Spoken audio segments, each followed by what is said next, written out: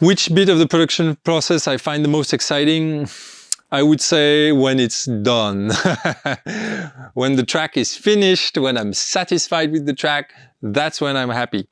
To be honest, I tell a lot of people that making music and creating something is painful.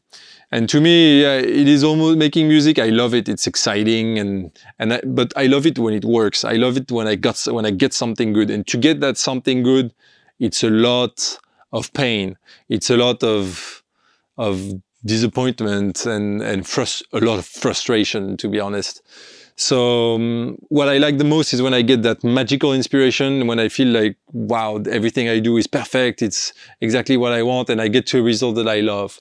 But I like the feeling of satisfaction when I'm happy with the work I've done and I know it's good and I'm done. It's like the storm is over and I can enjoy. That's what I prefer about it.